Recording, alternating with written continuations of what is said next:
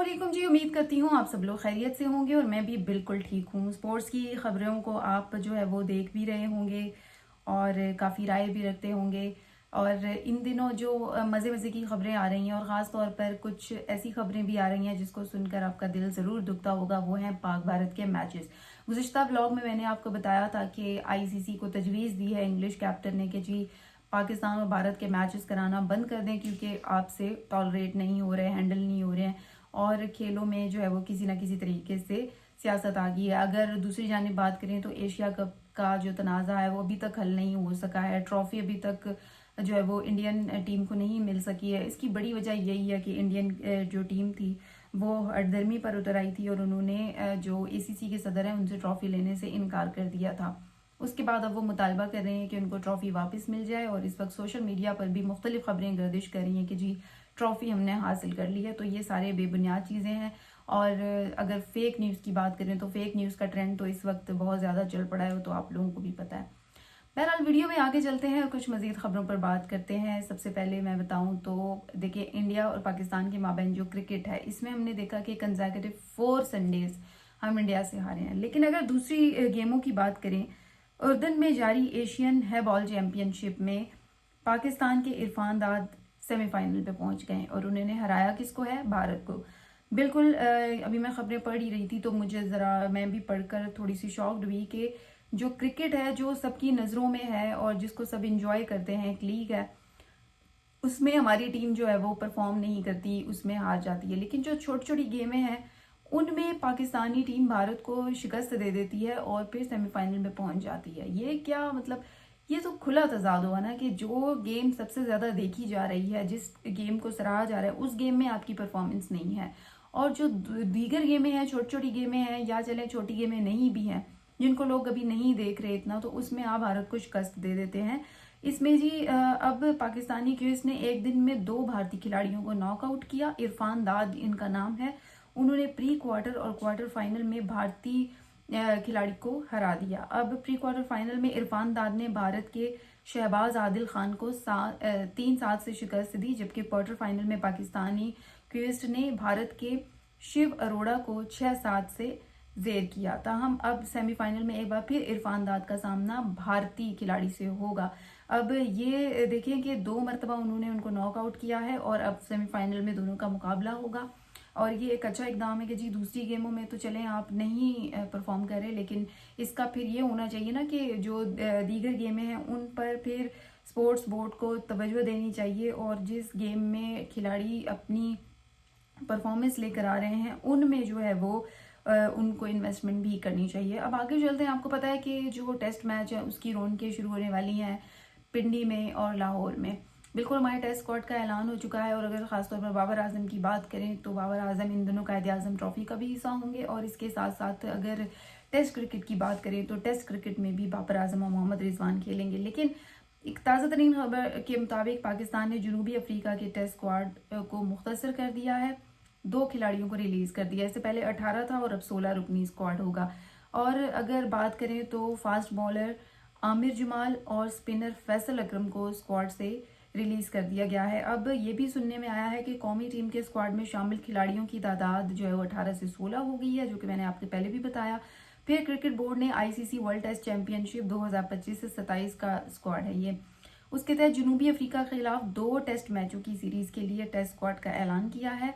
पाकिस्तान के खिलाफ पहला टेस्ट 12 से 16 अक्टूबर तक कजाफी स्टेडियम लाहौर में खेला जाएगा, जबकि दूसरा टेस्ट 20 से 24 अक्टूबर को पिंडी स्टेडियम में शेड्यूल है। जनूबी अफ्रीका आईसीसी वर्ल्ड चैंपियनशिप 2023 का फातेह भी है।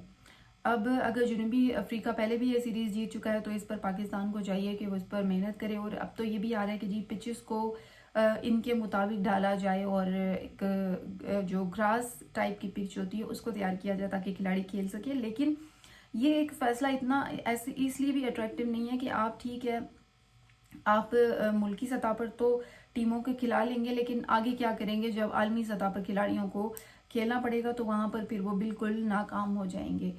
आगे चलते हैं जी। और आपको पता है कि मोहम्मद आमिर जो फास्ट बॉलर हैं उनकी जानिब से उनके बहुत सारे फैंस भी हैं, उनकी खबरें भी सुनने को मिलती हैं सोशल मीडिया पे। वो हमेशा खबरों में ही रहते हैं और ख़ुद भी एक्टिव रहते हैं। अभी जो ریسنٹ ایشیا کپ تھا اس میں بھی محمد عامر جو ہے وہ اپنی رائے بھی دیتے تھے، لیکن اب ان کی جانب سے کہا جا رہا تھا کہ وہ کم بیک کر رہے ہیں اور انٹرنیشنل کرکٹ میں واپسی جو ہے وہ ان کی متوقع ہے. لیکن اب محمد عامر نے اس بات کو کلیئر کر لیا ہے اور انہوں نے کہا ہے کہ میں سن رہا ہوں 2-3 روز سے کہ جی میں کم بیک کر رہا ہوں، ریٹائرمنٹ واپس لے رہا ہوں. تو انہوں نے واضح کیا ہے کہ میری کسی سے بھی کم بیک کرنے کے حوالے سے کوئی بات نہیں ہوئی. جو ریٹائرمنٹ کے لیے میں نے فیصلہ کیا تھا میں اس پر قائم ہوں، یعنی کہ وہ ریٹائر ہیں. اور انہوں نے کہا کہ میرے فینس کہتے ہیں کہ میں واپس آ جاؤں، لیکن اب پاکستان کرکٹ کو آگے بھی بڑھنا ہے. اور یہ بات بالکل ٹھیک ہے، ان کی اچھی بات ہے. وہ کہہ رہے ہیں کہ جی موو آن، اب جو تھا سو تھا، وہ گزر گیا ہے وقت. اب محمد عامر یہ کر سکتے ہیں کہ وہ جو نئے ینگسٹرز ہیں، جو بولرز ہیں، ان کو وہ ٹرین کر سکتے ہیں آنے والی سیریز کے لیے. ان کو اپنی ٹیکنیکس بتا سکتے ہیں، ان کو ٹرین کر سکتے ہیں. یہی وہ کر سکتے ہیں اگر کم بیک نہیں بھی انہوں نے کرنا. اور انہوں نے یہ بھی کہا ہے کہ بلکہ نوجوانوں کے لیے انہوں نے اسٹیٹمنٹ بھی دے دیا. انہوں نے کہا ہے کہ نوجوان کھیلیں گے تو 2-3 سال میں ایک اچھی ٹیم بن جائے گی. امید ہے کہ ورلڈ کپ کے لیے ٹیم اچھی تیار ہوگی. ایشیا کپ کا فائنل کھیلے ہیں، ورلڈ کپ کا بھی فائنل کھیلیں گے اور جیتیں گے بھی. بالکل یہ بات تو ہے. دیکھیں ایشیا کپ کا ہم نے صرف فائنل کھیلا ہی ہے، بلکہ جیتا کوئی نہیں ہے اور ہماری پرفارمنس بھی ٹھیک نہیں تھی. پھر سرفراز احمد کے بارے میں بھی انہوں نے اسٹیٹمنٹ دیا ہے، کیونکہ سرفراز احمد کے بارے میں کہا جا رہا تھا کہ ان کو چیف سلیکٹر بنایا جا رہا ہے. تو اس پر محمد عامر نے کہا ہے کہ ان کو چیف سلیکٹر نہیں بھی بنانا تو نہ بنائے، لیکن ایٹ لیسٹ سلیکٹر بنا لیں. انہوں نے کہا کہ وہ دل کے صاف ہے اور موجودہ جو جتنے بھی کھلاڑی ہیں ان کے ساتھ کھیلے ہوئے ہیں اور ان کا فائدہ ہو سکتا ہے. پھر انہوں نے کہا ہے کہ ایسے لوگوں کا فائدہ کرکٹ کو ہو سکتا ہے. محمد عامر نے یہ بھی کہا ہے کہ کرکٹ امور چلانے کے لیے اچھے کرکٹرز ہونے چاہیے. یہ اس بات سے تو میں بھی متفق ہوں. پھر انہوں نے کہا ہے کئی کرکٹر آئے لیکن وہ بیڑا غرق کر کے چلے گئے. یہ بہت بڑا اسٹیٹمنٹ ہے. یعنی دیکھیں آپ کی جو گیم ہے وہ آپ کی کھلاڑی اچھا چلاتے بھی ہیں اور اسے برباد بھی کرتے ہیں. پھر انہوں نے کہا کہ شعیب عمر گل اور سہیل تنویر کو وائٹ بال کرکٹ میں استعمال کرنا چاہیے. بہت اچھی سجیشن دی ہے انہوں نے. اور انہوں نے یہ بھی کہا کہ ان میں بڑی مہارت ہے. یونس خان کے حوالے سے بھی انہوں نے کہا ہے کہ ان کو بھی سسٹم میں لانا چاہیے. وہ جو ہے وہ یس مین نہیں ہے، یس مین یعنی یس باس والا نہیں ہے. تھوڑا سا وہ اپنا ڈیسیژن بھی لیتے ہیں اور اچھا وہ کرتے ہیں. انہوں نے کہا ہے مل بیٹھ کر پاکستان کرکٹ کی بہتری کے لیے فیصلے کرنے کی ضرورت ہے. بالکل جی ضرورت ہے فیصلے کرنے کی، کیونکہ اس وقت اگر ہم اپنی ٹیم کی بات کریں تو ہماری ٹیم میں جو ہے وہ اس وقت یونٹی نظر نہیں آ رہی ہے اور حکمت عملی کی کمی ہے. ہمارے پلیئرز حکمت عملی کے ساتھ نہیں کھیلتے. اگر ہمارا جو ہے وہ ٹاپ آرڈر چلتا ہے تو مڈل آرڈر فیل ہو جاتا ہے، مڈل چلتا ہے تو ٹاپ آرڈر لوور آرڈر جو ہے وہ فیل ہو جاتا ہے، جس کی وجہ سے ہم پوری گیم ہار جاتے ہیں. بالنگ اچھی کرتے ہیں تو بیٹنگ میں فیل ہو جاتے ہیں، بیٹنگ اچھی کرتے ہیں تو بالنگ میں فیل ہو جاتے ہیں. یعنی ہم کسی بھی ایک شعبے میں اگر پرفیکٹ ہے تو دوسرے شعبے میں ہم ہار جاتے ہیں.